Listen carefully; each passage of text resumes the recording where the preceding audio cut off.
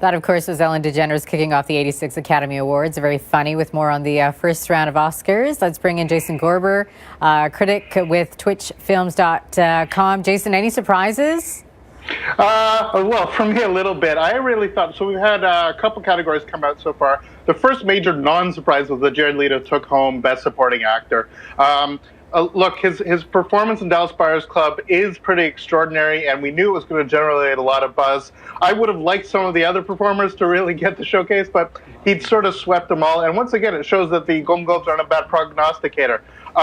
For costume, we saw Great Gatsby win. Now, I really wanted American Hustle to win. I really adore the costumes in that film, but it's not surprising that I believe it's a 3-time winner, and the wife of Baz Luhrmann took home the costume awards.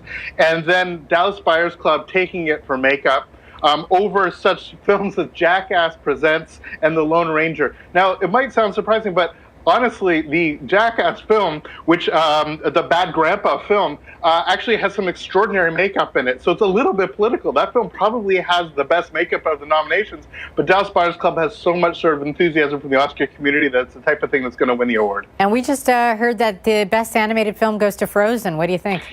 I'm ecstatic about that. Look, I adore Frozen. I've been going on about it since it first played. I saw it and called it an instant Disney classic. The commercials for it were terrible. They made it look like some sort of silly kids film.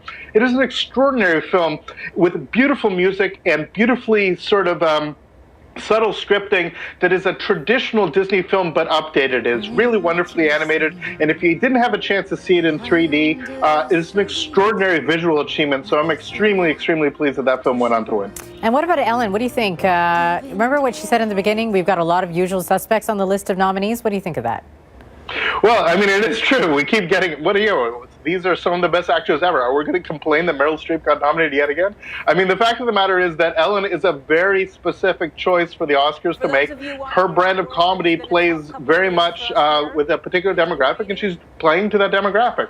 As opposed to last year, Seth MacFarlane, who went a little bit risque. And look, I'm the one who really liked Jon Stewart. He was a little bit dry, but I actually liked him a lot. And even Letterman, in his much derided performance with the Uma Oprah bit, was also a little bit caustic. I look for different things. I miss Steve Martin. I even like watching some classic old Bob Hope hosting, or Johnny Carson.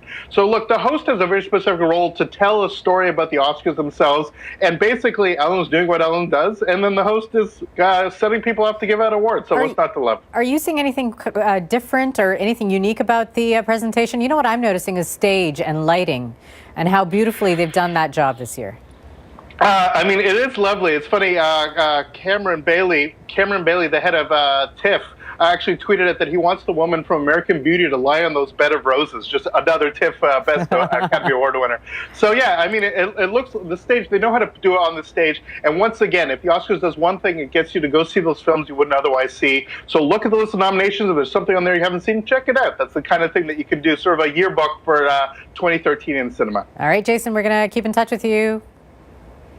All the best.